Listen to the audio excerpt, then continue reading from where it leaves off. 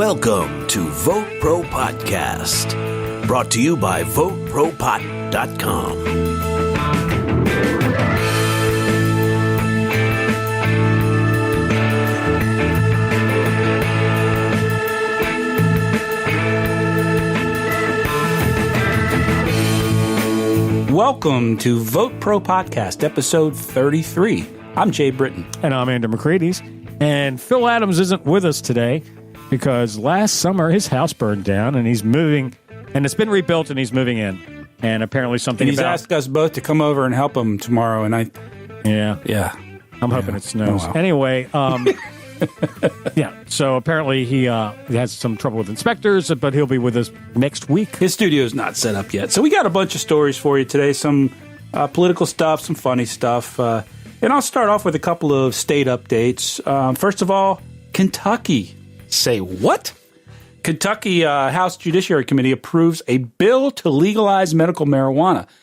A bill is moving forward in the Kentucky House that would legalize medical marijuana. The House Judiciary Committee approved the bill Wednesday night that would make Kentucky the 34th state in the nation to legalize marijuana if it is signed into law. So that sounds great on the surface, right? It's medical marijuana. But it's medical marijuana. And it goes on to say here, the bill does prohibit the consumption of medical marijuana by smoking. It eliminates provisions that would have allowed patients to grow a small quantity of plants. So you can't grow it or smoke it. Yeah, you can't grow it or smoke it. What the heck, you know? But, it's something. But this is where you all need to get involved. If you live in Kentucky, man, let the legislators know how you feel about this. This is not what we're looking for. I mean, it's helpful. It's a step. But come on. Jeez. If you can't smoke it, you can't grow your own plants. Well, I think this is an example of voters. All the polls are saying there's probably a majority of people in a great majority of people in Kentucky probably say we need legal medical marijuana. I mean, let's get with the 21st century. And so the legislators were begrudgingly write up some legislation, and they just write up the shittiest they can because they really don't want it. Well, what happens in this case is that they've negotiated it down to this, Right. So the initial legislation was great. A couple of Republicans in the House said, no, we're not going to go for that. We'll agree if you'll get rid of the clause that lets you smoke it, and we'll agree if you get rid of the clause that lets you have plants. So anyway, that's where they are. Well, so this is a perfect example of why organizations like VoteProPot are important, because granted, you can say this state just passed legal medical marijuana, but they're crappy laws, and they're going to have to redo those laws one day. They already are. Almost so many states have redone the regulations. Yeah. And like you said last week, even Colorado, Washington, California still, they're still revising their regulations, which is fine. The other state is New Mexico. A marijuana legalization bill narrowly passes the House following a roundhouse debate. The state House has narrowly passed a bill legalizing marijuana in New Mexico, and it now moves to the Senate with some big changes. This is House Bill 356, which regulates the use, production, and sale of cannabis for adults over 21. It would create a tightly regulated system that would be similar to the production and sale of tobacco and alcohol. In the bill's new version, you would not be able to grow marijuana at home. You also would not be able to have more than 1 ounce on you. If you like what you're listening to, do us a favor. Reach out to us at VoteProPot.com. You can contact us there. You can send us an email at VoteProPot@gmail.com. Or you can call our message line at 240-257-2441. Leave a message, and we'll play it on the show. And please like and follow us on Twitter, LinkedIn, and Facebook. Just do a search for VoteProPot. People in states where marijuana is legal are eating more cookies and ice cream. Seriously? Apparently, it's like the National Snack Food Association has done some research, and they say apparently chips are the one snack food item that has seen the greatest growth. Imagine that. Chips, Doritos. Which they say in states where recreational is legal, chip sales have gone up 5.3%. Cookie sales have gone up 4.1%, and ice cream sales. That's substantial. Yeah, I mean, if you're a corporation and your sales go up, over 5%, that's a substantial revenue increase. Well, if it's $100 million industry, we're talking $3 million. Right. So that's that's a lot. That's a couple businesses.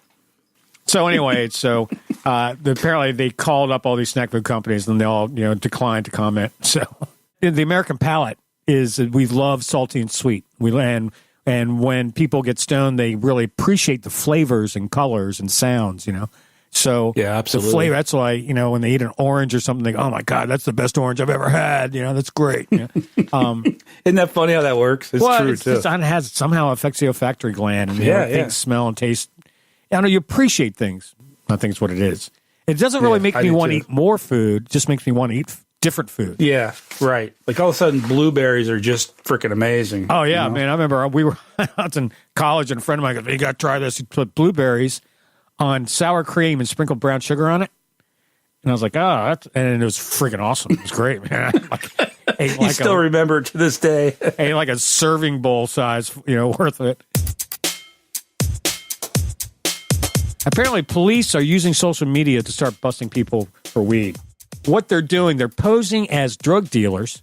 And I've seen this. People have done that. They try to friend me on Facebook, and it shows all these great plants, some hippie dude with dreadlocks. Oh, man, I can sell you, an ounce of some great Kush or some sour diesel at $200 an ounce. And, so apparently it's police. Yeah, I've seen that too. Right. Apparently some of those are police. And who are you going to call, Ghostbusters? So these cops are setting up phony Facebook and profiles. accounts? The other thing they're doing is they're entrapment, isn't it? Well, Jeez, I don't know. Come on. Well, if you think about it, what your Facebook page is open to the public, it'd be like sitting in your front yard. And if you're going to sit in your front yard and smoke pot as people walk by, they're going to see you, Yeah. So that's what some people are doing. They're showing them, especially their groups, showing their plants, their buds, them smoking pot, or they have pictures, especially of them in the same picture with a plant. And then the cops just figure out what they do. They'll set up a phony Facebook page and then friend you. And when you accept the friendship, they can track you, and then they come and pick you up. No shit. Well, beware Facebookers. Well, yeah, because even in legal states, it's still illegal to sell it. Oh yeah, if you're unlicensed, Hell yeah. Now, it seems to me that in a legal state, and they catch you, selling 2 ounces of pot, and I can't see that being like a big jailable deal. offense. You would think, dude, you're going to be picking up trash for the next 26 weekends, and and it's going to cost you $10,000 because you're a fucking idiot. Andrew, have you been following this World Health Organization recommendation where they've recommended that marijuana be reclassified? Yeah, it's like rescheduled on an international level. So global health experts at the United Nations are recommending that marijuana and its key components be formally rescheduled under international drug treaties. But it's being kind of held up, by certain countries. Obviously, China, Russia, countries like that. And even the United States, to some degree, has not agreed to the recommendation yet. So, in some ways, the United States was the one that started the whole international drug war. That's right. Exactly. We were telling countries, you want aid? Well, sign on to the drug war. Right. And if you want to be part of this, sign on to this. You want to be part of it, then they put it into treaties. I mean, God knows what they did. They got the whole world on board. And now America's going, well, we kind of changed our mind on that. Yeah. Well, it'll be interesting to follow. And I think that might be part of the reason. It's probably many reasons why it's not taken off Schedule 1. And that might be part of it. You think? There's some politicians go, man, we got to save our face. Probably the UN, ambassadors going, guys, man, we just can't really flip-flop all of a sudden, like this. Yeah. Because we were the assholes who bullied everyone into doing it. And I also think a lot of countries now are going, fuck the United States. We'll do whatever we want. Right. Well, because I don't think the current administration is going to, if someone legalizes weed, they're going to, they didn't do anything to Canada. Well, they tried. They said, if you're in the cannabis business in Canada, you're barred from entering the United States. Remember they said that? Now, I haven't really heard much about that since, considering the crossing guards probably winking at you. Do you work in the weed business? No, right? No, you don't work in the weed business. Do you? No, I don't. You don't work in the weed business, do you? No. You're right. And you're wearing a G Leaf T-shirt. Yeah, no, I don't work there. Canada and Uruguay and countries like that where it's legal now, of course, are all in favor of removing it, descheduling it, or rescheduling it.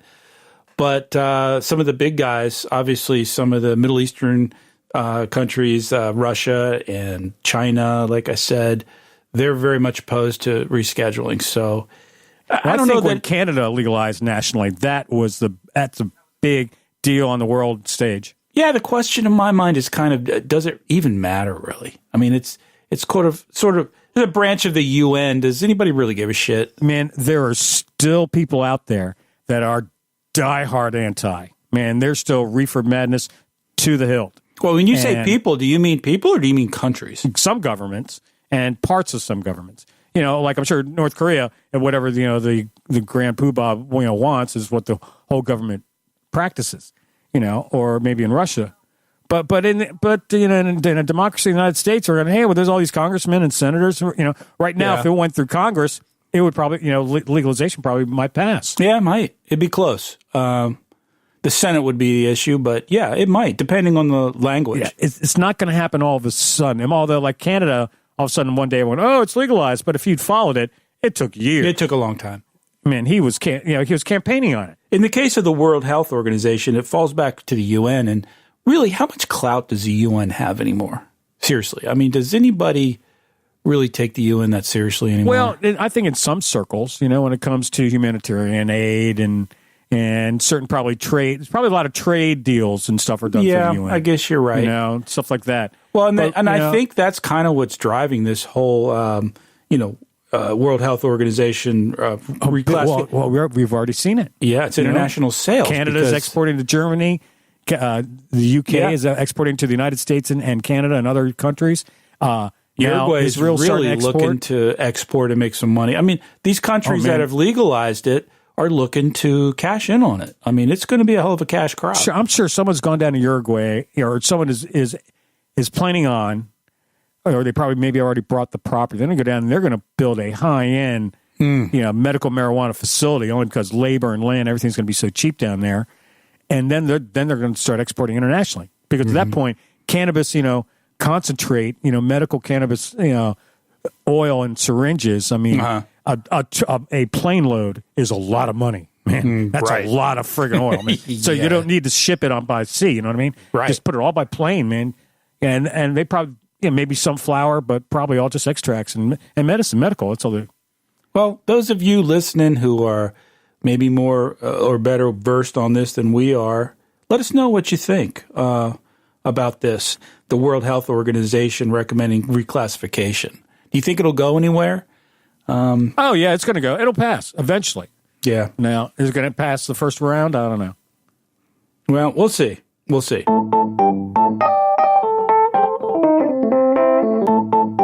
A Florida man was arrested for trying to buy McDonald's with marijuana. Apparently, this stoner went in late at night, tried to order a burger, and offered to barter weed for the burger, and the attendant said no, so he paid for it and left. And she called 911. Now, apparently, he doubled back and came back. I guess he forgot ketchup for his fries or something. And by the time he got back, the police were there, so they searched him. And at first, they could smell weed on him, and they searched his car and they found 11 grams. So he got arrested, and when they asked him about it, he goes, "Man, I was just joking. I seriously was joking." Plus, any stoner, they're not going to give away their weed for a Big Mac, for a $2 burger. What's that? Fucking a quarter of a joint, So, but here's another example. Now, here's some young kid. There's a picture of him, and he looks totally sort of freaked out. You can tell he's stoned. Going, "Oh fuck, man, this sucks." His mug picture, his mugshot. He's 23 years old, man. He wasn't hurting anybody, right? And here's someone call 911, man. For overweed, really?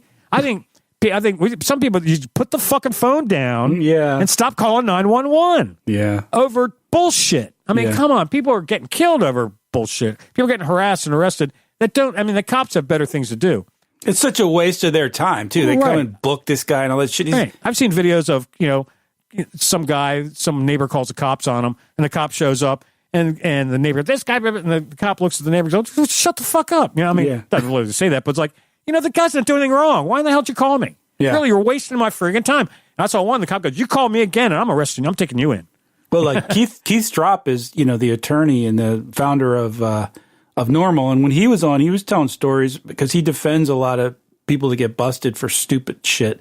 But he tells stories that he says we get regularly some guy, the next door neighbor will call the nosy neighbor saying, I think I smell weed. And then the next, if this is a couple with some kids, next thing you know, social services in there inspecting the house.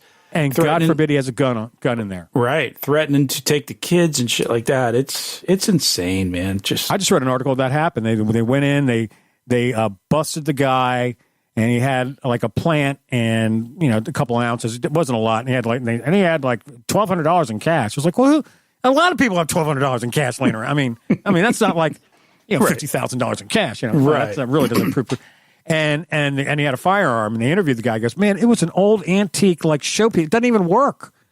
It's just this old, like a collectible or something. Collectible, like you hang it on a wall. Yeah. It's like it's a little bit better than a musket. It was just, And another thing that they just busted this truck driver because he had like 100 gallons of CBD oil. And he was shipping it from one place to the other where they're going to, CBD oil, they're going to make medicine, psoriasis cream out of it, right? Shampoo, soap. I mean, it was going to be health and beauty stuff. And they busted him as if it was hash oil, man. These guys are facing 11 years in jail. Holy transporting shit. Across state lines. It was grown legally. I mean, it's wow. fucking cool. Yeah, it's crazy. Well, to wrap it up, I think the moral of the story is if you're going through a drive-thru, don't try to buy a cheeseburger with your weed. Andrew, you've talked about this often on the show, and you just kind of led into it, mentioning finding a gun on the guy's property. There's a story here. There's a guy named Dr. Rick Wayback, and we're going to have him on the show in a couple weeks, actually. We've lined him up. He's a licensed physician, a marijuana physician. He's got a really cool practice in Florida called Dr. Jane's. And they have a website, drjane.net. Some really nice stuff on there. He writes a blog and stories. So he's got a story on here, which I'm looking at, and it's Cannabis in Court is the name of the story. Medical cannabis doctor sues the Trump administration for the right to own firearms. So, like I said, you've mentioned this on the show several times, and I wasn't aware of it till a few months ago when you brought it up, Andrew. But when you go to buy a firearm, I don't own guns, and I'm not a gun guy, but when you go to buy a firearm, you have to obviously fill out these federal forms. One of the questions on the form is, do you use marijuana? Okay? And you have to check it, yes or no. And you don't want to lie on a federal form. So what's happening is even in legal states where you have a medical card and you check, yes, I use marijuana legally, you can't buy that gun. So this guy... And if you say no and they find out you do have a card... That's right. Then you've lied on a federal form and you're really fucked. Yeah, you just committed a felony. Right. Here's what the story says. Matthew Roman, a 34-year-old Philadelphia doctor, is suing the Trump administration over the federal legislation that bars him, a legally certified medical cannabis user with diagnosed post-traumatic stress disorder, from purchasing or owning a firearm. Roman, who wanted a weapon for self-defense, visited a federally licensed South Philadelphia gun store in April with the intention of acquiring a handgun. Ultimately, he decided on a Smith & Wesson 638, whatever that is, revolver.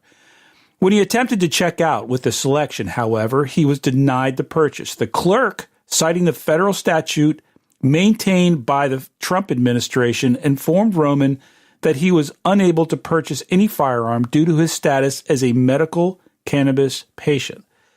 Per the 1968 Gun Control Act, it says in there that the unlawful, and that's in quotes, cannabis user or controlled substance user cannot purchase a firearm.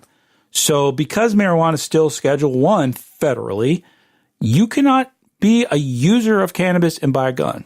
So say that again. So it says if you are a user even of a controlled substance?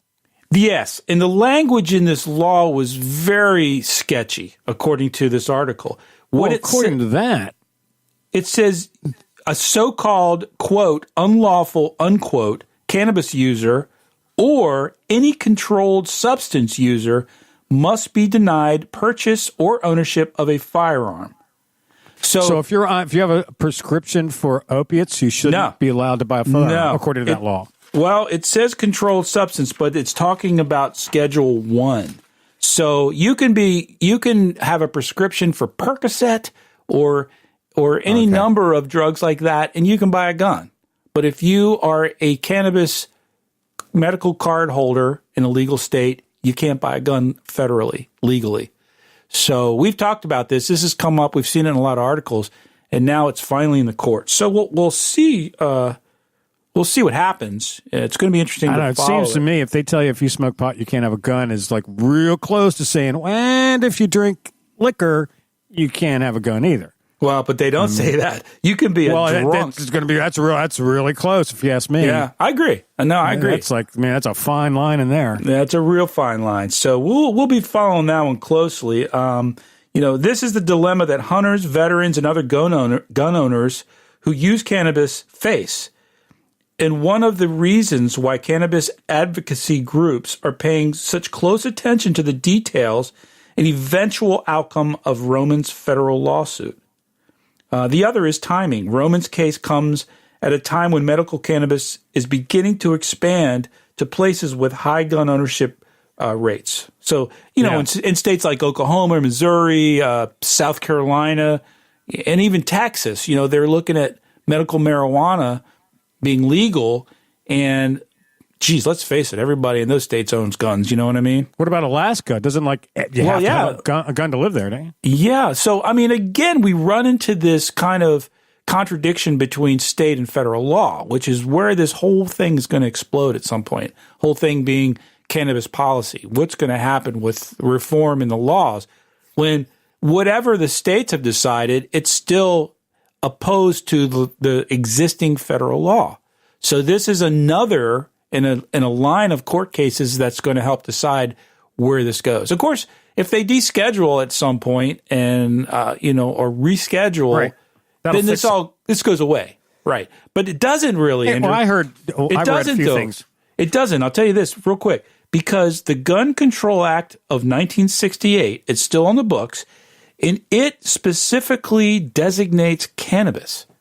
So until they either, change, or modify, or get rid of the Gun Control Act of 68, it's still there. So they gotta do something to correct that. So it'll be really interesting to follow this case and see where it goes.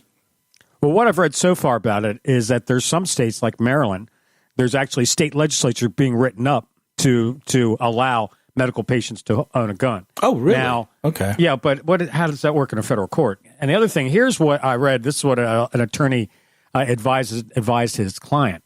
Mm-hmm. He said, if you owned a gun before you got your medical marijuana card, okay, write a gift letter of all the firearms you have and give them to a family member that doesn't have a card.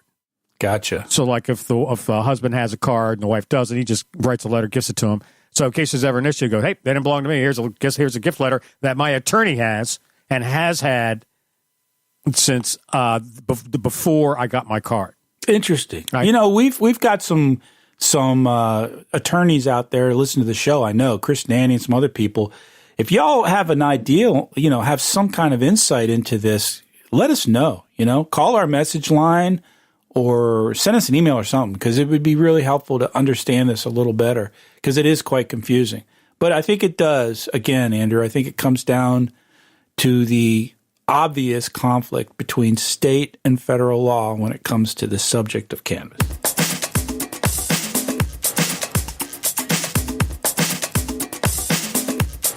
Okay, I got a story out of Colorado. There's a beer that gets you high has arrived on the market, and they're predicting that this is just the beginning. There's a Denver microbrewery that's making a golden-colored Belgian-style ale called Grain Wave, and it is has each bottle has 5 milligrams of THC. 5 milligrams per bottle. Okay, That's bottle. reasonable. Okay. That's decent. And it is psychoactive. So Sure. That's cool. Who's brewing? So it's not one of the big brewers. It's a microbrewery. No, it's a microbrew. Yeah. So they're apparently, And I assume there's no alcohol in it, right? there's no alcohol in it. It has a childproof cap, and you get it from the dispensary. And I think it's like $36 a 6-pack.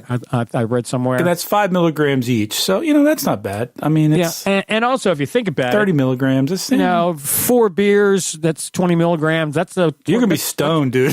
That's going to be a hell of a buzz. But 4 beers is a lot of beer. A lot of people, don't drink 4 beers. No, I mean, you could drink 2 of those and, with a couple bong hits and it'd be fun. It'd be cool.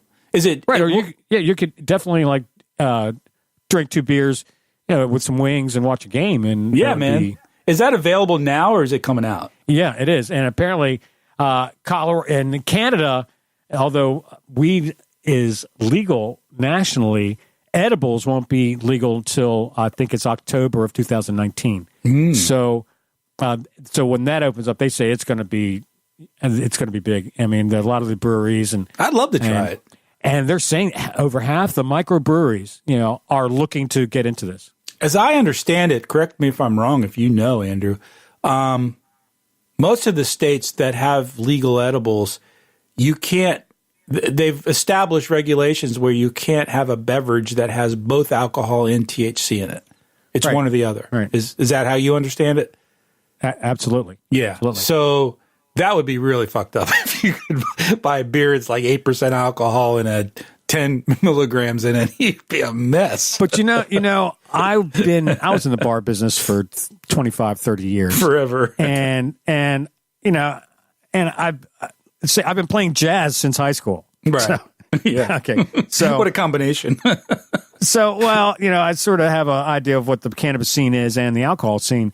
And the 2 most common drugs to do simultaneously is cannabis and alcohol.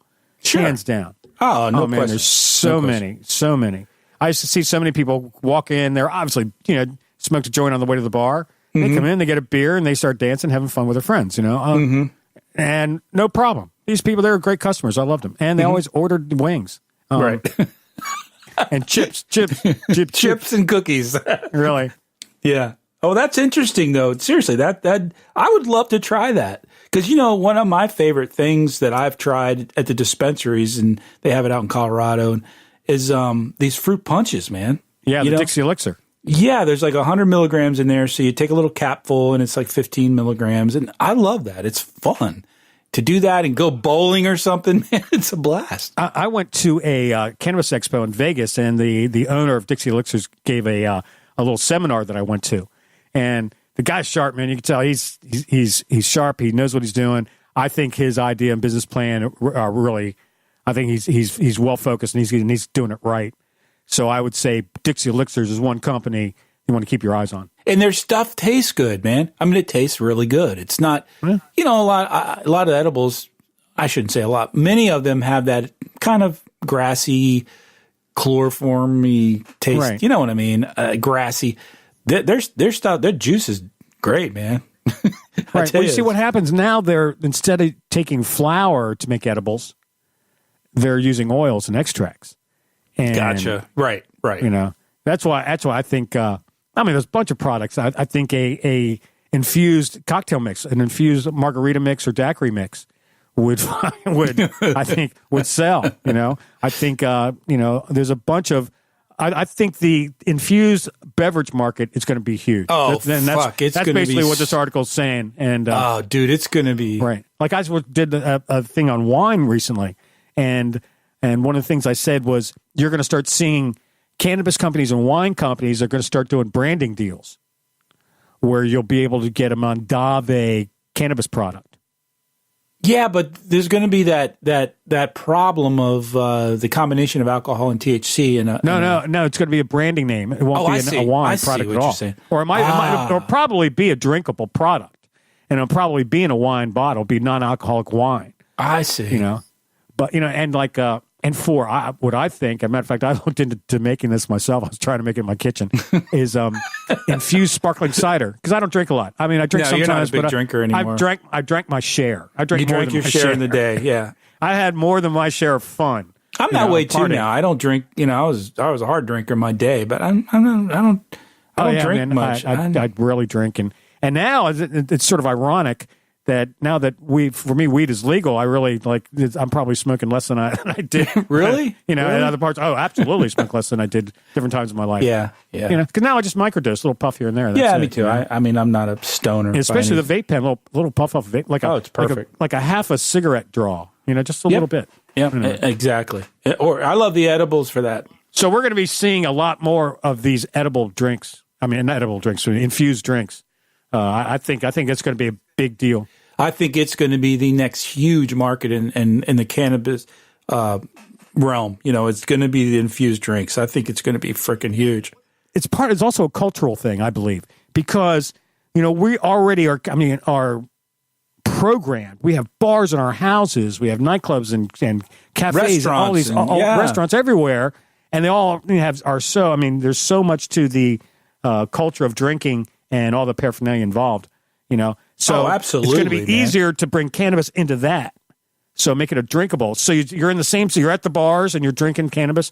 You're drinking infused, and that's going to be more socially acceptable. Yeah. Then because a lot of people don't want to go into a room with a black light and glow in the dark photographs and incense and listen to metal rock and do bong hits. Right. Yeah. Which I don't. I don't anymore. Right. Well, I think it's different times in your life. There was a time when it wasn't metal. There was a day. Yeah. Well, we're past that. Well, I think what tells you everything you need to know about that sector of the cannabis market, that sector being the infused drinks, is the fact that these huge companies are, Molson, and I think even Coke and Pepsi have talked about, dropping literally hundreds of millions of dollars into this sector. So, I mean, that should tell you everything you need to know. They know that that's the next big thing. What I think, it's getting back to the cultural thing, and because I believe that for a long time, the cannabis culture was underground, and it was smoking. Mm-hmm. It's all flower. That's pretty much the only choice you had, right? Well, also it's going to be different. You see a lot of pro-pot people that I've met are stereotypical, cannabis enthusiasts for the last 40 years. You're going to be a long-haired, liberal-looking guy, Right, sure. But now you're starting to see people from all walks of life getting into cannabis, and they're not into that same culture, So, I mean, down south, you're going to start seeing cannabis barbecues or ice fishing in cannabis, I mean, it's going to be all these different, it's going to find its way into the culture. Being immersed in it now with Vote Pro Pot and meeting and so many people, yeah, you're right. It's weird. Some people you meet and you and I will look at each other going, right, this dude's a stoner. It's like what happened to rock and roll. Rock and roll used to be just one thing. It was rock and roll, right? And then it just splintered, in a million different ways. And that's the same thing's going to happen with the cannabis culture. It's going to splinter. It's going to be very acceptable at black tie affairs to they're not going to be doing bong hits. But they're going to be vaping and drinking infused beverages. Imagine going to a cannabis themed wedding. Would that be fun? Well, I don't know. I don't know if it would be a themed wedding, but you know what I mean. A cannabis wedding. Yeah, cannabis weddings. That'd be fun as shit, man. Just because I think cannabis weddings and any kind of maybe you'll start. What you're going to start seeing are growers are going to start having catering facilities and tastings or event facilities like a vineyard. Right. Just like a vineyard would, yeah. You go there and they've got you try different varieties, low dose, so you don't get totally baked. But, little low and also, doses. God, imagine for a bachelor party. Oh, man. Forget the strip clubs. I want to go to the grow house.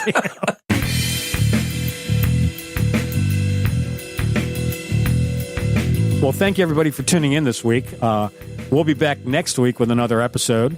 And hopefully Phil will be back. He'll be back home and doing well. Anyway, I want to thank you. And again, remember that this fight for cannabis reform is far from over. Like we were saying earlier, a lot of these new medical marijuana states are passing really, really ineffective laws. So we have to stay on top of it. And it's going to take a while before it gets to the point where we can shut down Vote Pro Pot. Right. So, now, this should be important to people, making sure that you get it right in your state. So, get involved. That's what Andrew's saying, man. Get involved. Don't just sit back and watch. Because we see this, like we did some stories today on states, Kentucky and New Mexico. You know, these are shitty laws. I mean, they're shitty medical only. Yeah. I mean, it's something, right, Andrew? But it's not. Right. It's not. It's a step in the right direction. It's a step in the right direction. So stay involved, stay active, stay informed, and don't forget to reach out to us at VoteProPot.com. Send us an email at VoteProPot@gmail.com. Call our message line. Leave us a message at 240-257-2441. And you can help us spread the word by going to Apple Podcast or iTunes and leave us a 5-star rating. That helps us immensely because it helps us move up the search engine and we get even more listeners. And please like, share, and follow us on Facebook, LinkedIn, and Twitter. Just do a search for VoteProPot. Wish I was up in Vancouver at the Cannabis Cafe,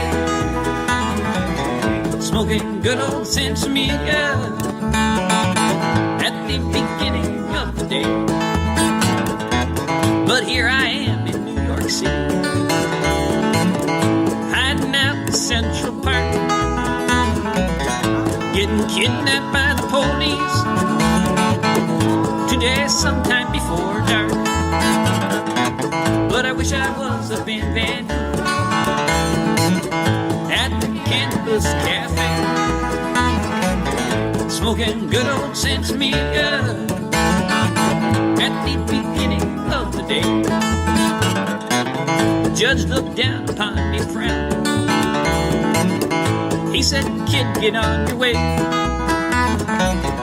Just don't start out your morning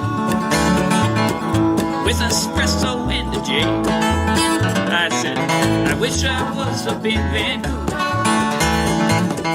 at the Cannabis Cafe, smoking good old Sensimilla at the beginning of the day.